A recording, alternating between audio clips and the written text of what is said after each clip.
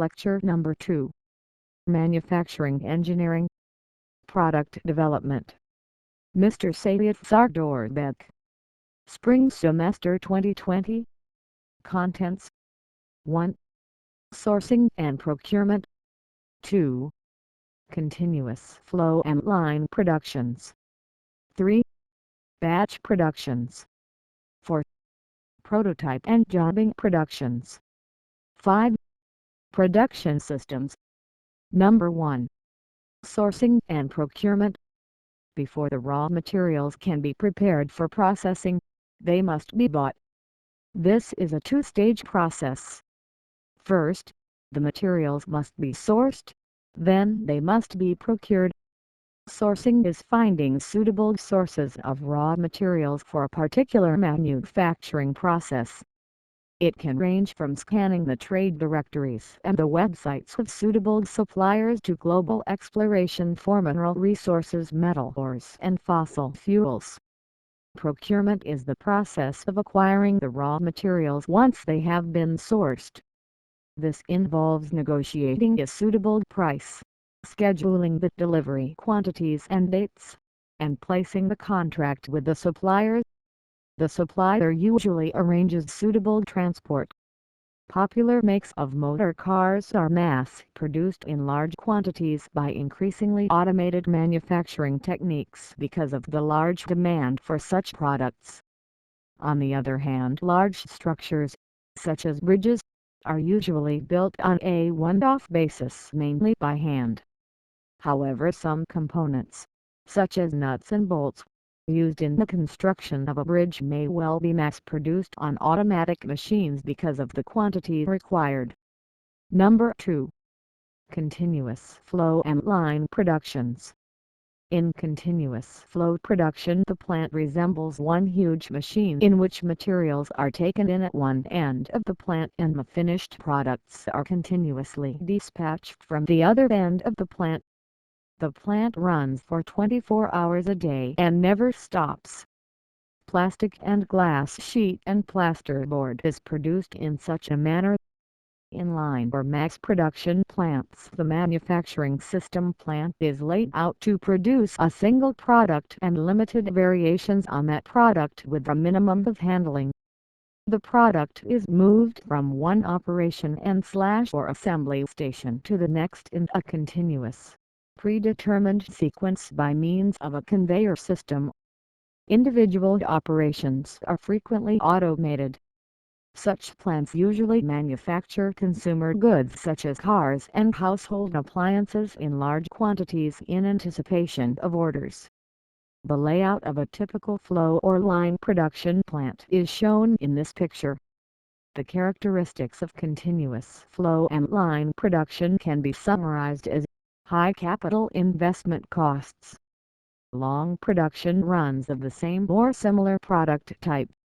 In some cases, production never ceases until the plant requires refurbishment or the product changes.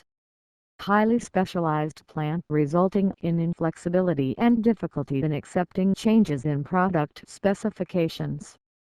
Rigid product design and manufacturing specifications. The processing equipment is laid out to suit the operation sequence. Stoppages occurring in any of the production units needs to be rectified immediately or the whole production line is brought quickly to a halt.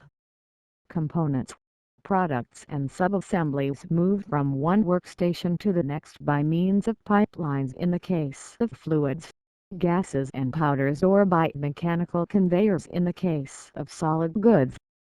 Number 3. Batch Productions. As its name implies, this involves the production of batches of the same or similar products in quantities ranging from, say, hundreds of units to several thousand units. These may be to specific order or in anticipation of future orders. If the batches of components are repeated from time to time, this method of manufacture is called repetitive batch production. General-purpose rather than special-purpose machines are used, and these are usually grouped according to process. Nowadays, The machines are often arranged to form flexible manufacturing cells in which the machines may be computer numerically controlled CNC handling with a robot to load and unload them as shown in picture. To change the product, the computers are reprogrammed. Number 4. Prototype and jobbing production. This refers to the manufacture of products in small quantities or even single items. The techniques involved will depend upon the size and type of the product. For very large products such as ships, oil rigs, bridges and the steel frames of large modern buildings, the workers and equipment are brought to the job. At the other end of the scale, the small drilling jig built in the tool room will have parts manufactured on the various specialist machining stations and will be brought to and assembled by a specialist tool room bench hand fitter. Prototypes for new products are made prior to bulk manufacture to test the design specification and ensure that it functions correctly.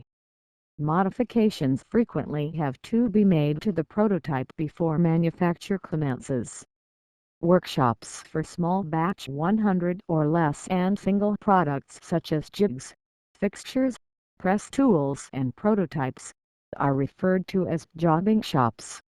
That is, they exist to manufacture specific jobs to order and do not manufacture on a speculative basis. Number 5. Production systems. All production systems have a single aim: to convert raw materials into a finished product that can be sold at a profit. The inputs and outcomes of a typical manufacturing system are shown in picture. These can vary in detail depending upon the product being manufactured.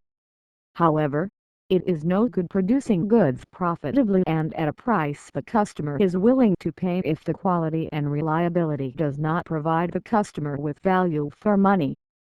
This is why, in-picture quality control embraces every stage of the production system. Summary. Please take a note this lecture to your draft. We will ask it. If you have any question, you can ask in our Telegram group. Follow the lectures. Thank you for watching.